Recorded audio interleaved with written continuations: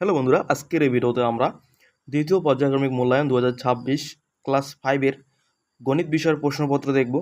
আজকে আমরা অঙ্কের প্রশ্নপত্র নিয়ে আমরা আলোচনা করব, প্রশ্ন এবং উত্তর। তোমরা খাতা কলম বের করে এগুলো লিখে নাও। কি বলেছে দেখে নাও। দ্বিতীয় পর্যায়ক্রমিক মূল্যায়ন 2026 শ্রেণী পঞ্চম অর্থাৎ ক্লাস 5-এর কথা বলা হয়েছে। বিষয় গণিত, অঙ্ক। পূর্ণমান 30, সময় দেওয়া হবে 60 মিনিট অর্থাৎ 1 ঘন্টা। এখানে বিদ্যালয়ের নাম এবং এখানে তোমাদের নিজেদের নাম লিখতে হবে। এখানে বিভাগ লিখতে হবে, তোমরা কোন বিভাগে পড়ো, খ বিভাগ, এবং এখানে কিন্তু ক্রমিক সংখ্যা লিখতে হবে। এগুলি লেখার পর আমরা প্রশ্নের দিকে যাব এবং এই প্রশ্নগুলি কিন্তু তোমাদের পরীক্ষার জন্য খুবই গুরুত্বপূর্ণ রয়েছে। কাজেই এই প্রশ্ন এবং উত্তরগুলো কিন্তু তোমরা অবশ্যই পড়বে।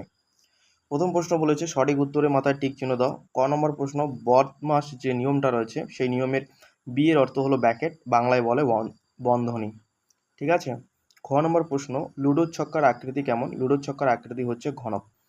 3টা অপশন করে দেওয়া আছে এবং যেটা ঠিক সেটা আমাদের লিখতে হবে। এরপর আমরা গ নম্বর প্রশ্ন দেখব। একটি বর্গাকার ক্ষেত্রের ক্ষেত্রফল 100 বর্গমিটার হলে ওই ক্ষেত্রটির প্রত্যেক বাহুর দৈর্ঘ্য কত হবে? এখানে যেহেতু বর্গাকার বলেছে, বর্গাকার এবং সেই বর্গাকারের ক্ষেত্রফল 100 মিটার বলেছে, 100 বর্গমিটার বলেছে, ঠিক আছে, এবং প্রত্যেক বাহুর দৈর্ঘ্য কত হবে, মানে একটা বাহুর দৈর্ঘ্য কত হবে সেটা আমাদের বের করতে হবে। এবার যদি আমরা এটা করি, একটি বাহুর দৈর্ঘ্য 10 হবে, কারণ বর্গাকারের যে বর্গক্ষেত্রের সূত্রফল হচ্ছে বাহু স্কয়ার। আর বাহু স্কয়ার মানে হচ্ছে, আমরা যদি একটি বাহু 10 ধরি, 10 আর 10 যদি আমরা গুণ করি তাহলে 100 হচ্ছে। তাহলে এখানকার সঠিক উত্তর কিন্তু 10 হবে। ঘ নম্বর প্রশ্ন, 6 × 5/6 একটি হলো প্রকৃত, অপ্রকৃত না মিশ্র ভগ্নাংশ। এই অঙ্কটা আমরা কিভাবে করব, করে আমরা উত্তরটা লিখবো, আমরা দেখে নেব। 6 × 6/5 মানে হচ্ছে 6 6 36 আর 5 আমরা যোগ করি এখানে। 36 আর 5 হচ্ছে 41, এখানে হচ্ছে 41 বাই নিচে হবে 6। এটা কিন্তু একটি অপ্রকৃত ভগ্নাংশ, কাজেই আমরা এটা অপ্রকৃত এখানে কিন্তু টিক দেব। এরপর আমরা 2 এর প্রশ্ন দেখব। শূন্যস্থান পূরণ করো দেওয়া আছে। শূন্যস্থান পূরণ করো। ক নম্বর প্রশ্ন, পিরামিডের পার্শ্বতলগুলি সর্বদা ড্যাশ হবে। এখানে সঠিক উত্তর হবে ত্রিভুজাকার হবে। ত্রিভুজাকার, কয়াকার বসনার, ত্রিভুজাকার হবে। খ নম্বর, যার দৈর্ঘ্য, প্রস্থ ও উচ্চতা নেই, শুধুমাত্র অবস্থান আছে, তাকে কি বলা হয়? তাকে বিন্দু বলা হয়। প্রশ্নগুলি কিন্তু তোমরা খাতায় লিখে নাও এবং মুখস্থ করবে। গ নম্বর, 905 পয়সা সমান কত টাকা? ঠিক আছে। এরা আমরাকে 905 পয়সাকে যদি আমরা টাকায় বের করি তাহলে 900 900 পয়সা মানে হচ্ছে 9 টাকা, এটা তো আমরা সকলে জানি। এবং 5 পয়সাটাকে আমরা 9.05 টাকা এটা আমরা আকারে লিখতে পারি। তাহলে এখানে সঠিক উত্তর হবে 9.05 টাকা। ঘ নম্বর প্রশ্ন, কোনো একটি ক্ষেত্র যতটুকু জায়গা দখল করে থাকে তা হলো ওই ক্ষেত্রের ক্ষেত্রফল। কি বললাম? ক্ষেত্রফল হবে এটা উত্তর। তোমরা এখানে শূন্যস্থানে ক্ষেত্রফল লিখে দেবে।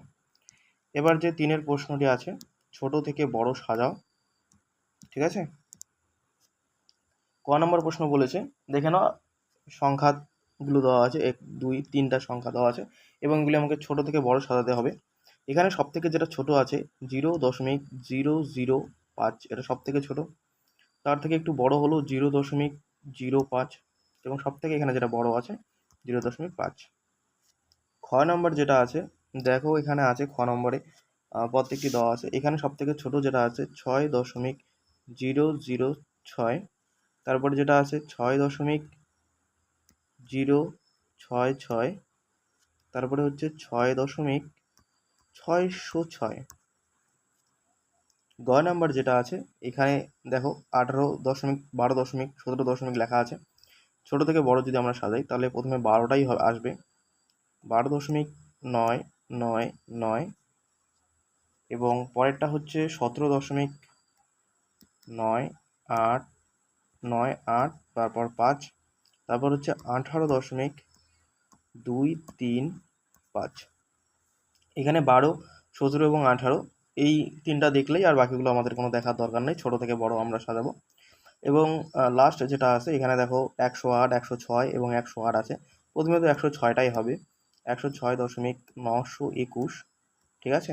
তারপর দেখো 108 দিয়ে 2টা আছে, 108 দশমিক, এখানে 903 আছে, এখানে 003টাই হবে এখানে, এবং লাস্ট হবে 108.903। ঠিক আছে। তাহলে আমরা কিন্তু এভাবে সাজাবো। এবং আমরা কিন্তু পরীক্ষায় ফুল 30 নম্বর পাবো। এবার আমাদের যে বাম দিকের সঙ্গে ডান দিকে মেলাও প্রশ্নটি আছে, এটা আমরা মিলাবো। সরল রেখা যেটা আছে সেটার সাথে যদি আমরা মিলিয়ে দেখি, এটার কিন্তু কোনো প্রান্ত বিন্দু নেই। খ নম্বর সরল রেখাংশ যেটা আছে তার কিন্তু দুটি প্রান্ত বিন্দু আছে। গ নম্বর রশ্মি যেটা আছে তার কিন্তু একটি প্রান্ত বিন্দু আছে, এবং সমবিন্দু সরলরেখা হচ্ছে একটি নির্দিষ্ট ছেদবিন্দুগামী। এখানে কিন্তু 2 নম্বর আছে, এটা কিন্তু সুন্দরভাবে তোমরা মিলিয়ে দেবে। এরপর আমরা 5 প্রশ্নের দিকে যাব। 5 প্রশ্ন কি বলেছে আমরা দেখে নেব। 5 প্রশ্ন বলেছে সত্য মিথ্যা লেখো। প্রথম প্রশ্ন বলেছে 100টি বোতাম বর্গাকারে সাজালে একটি সারিতে বোতাম সংখ্যা হবে 9টি। না, 100টি বোতাম যদি আমরা বর্গাকারে সাজাই তাহলে একটি সারিতে বোতাম সংখ্যা কিন্তু হবে 10টি। এখানে 9টি লেখা আছে, তার জন্য এটা কিন্তু আমরা এখানে মিথ্যা লিখে দেব। খ নম্বর সরল কোণের মান হয় 180 ডিগ্রি। এটা সত্য, আমরা সকলেই জানি এটা একটা এক সরল কোণ সমান 180 ডিগ্রি। গ নম্বর সমান 1000 ভাগের 5 ভাগ হলো 0.0005। এটা কিন্তু ভুল, ঠিক আছে। এখানে যেটা সঠিক উত্তর হবে 0.005। এখানে কিন্তু এটা সঠিক উত্তর হবে, কাজেই এটা কিন্তু মিথ্যা হয়ে যাবে, তোমরা এটা মিথ্যা লিখে দেবে। ঘ নম্বর ছবির মাধ্যমে বিভিন্ন তথ্য প্রকাশ করাকে চিত্রলেখ বলে। এটা কিন্তু সত্য, ঠিক আছে। এবার আমরা পরের প্রশ্ন দেখব। 6 যে প্রশ্নটি আছে, 6 প্রশ্ন কি বলেছে আমরা দেখে নেব। নিচের সমস্যাগুলি সমাধান করো। ক নম্বর প্রশ্ন, অঙ্কিতা ও অলোক 8টা তরমুজ নিয়ে বাজারে গেল। একটা তরমুজ 40 টাকা দরে বিক্রি করছে। সব তরমুজ বিক্রি করে যত টাকা পেল দুজনে সমান ভাগে ভাগ করে নিল। প্রত্যেককে কত টাকা করে নিল। এই সেম অঙ্ক কিন্তু এই একই অঙ্ক তোমাদের বইয়ে দেওয়া আছে, বই থেকে কিন্তু তোমরা এই অঙ্কটা করে নিতে পারবে। কি বলছে দেখে নাও। অঙ্কিতা এবং অলোক 8টা তরমুজ নিয়ে বাজারে গেল। একটা তরমুজের দাম যদি 40 টাকা হয় তাহলে 8টা তরমুজের দাম কত হবে? 40 দিয়ে তোমরা 8কে গুণ করে দেবে, ঠিক আছে। গুণ করার পর তোমরা যে উত্তরটা পাবে 8 0 0 4 8 32, 320 টাকা তারা পেয়েছে। এবার সব তরমুজ বিক্রি করে যত টাকা পেলো তারা দুজনে ভাগ করে নিল। তারপরে 2 দিয়ে 320কে তোমরা ভাগ করবে।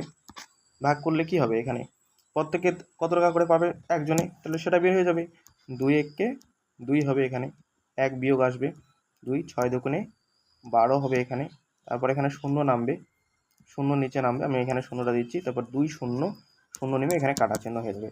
তাহলে প্রত্যেকে কিন্তু 160 টাকা করে পাবে, ঠিক আছে। তাহলে আমরা লিখবো প্রত্যেককে কত টাকা করে নিল। প্রত্যেককে উত্তর আমরা যদি আমরা লিখি, উত্তর লিখবো আমরা প্রত্যেককে, এই লাইনটা লিখবো প্রত্যেককে 160 টাকা করে নিল। এই সেম অঙ্ক তোমাদের বইয়ে আছে, অসুবিধা হলে তোমরা বই থেকে করে নেবে। খ নম্বর যে রতনের অঙ্কটা আছে, রতন ফুলের দোকানে এত টাকা, মিষ্টির দোকানে এত টাকা এবং বইয়ের দোকানে এত টাকা খরচ করলো। এখন রতনের কাছে আরও 20 টাকা আছে। প্রথমে রতনের কাছে কত টাকা ছিল, সব টাকা যোগ করে দেবে, তাহলে উত্তর পেয়ে যাবে। এই 20 টাকাটাও কিন্তু যোগ করতে হবে, ঠিক আছে। সেম অঙ্ক তোমাদের বইয়ে আছে, কাজে আমি করছি না, বই থেকে তোমরা কিন্তু করে নেবে। তারপরে গ নম্বর অঙ্ক, এই অঙ্কটাও তোমাদের বই আছে। এটি বর্গাকার মাঠে দৈর্ঘ্য দেওয়া আছে 40 মিটার।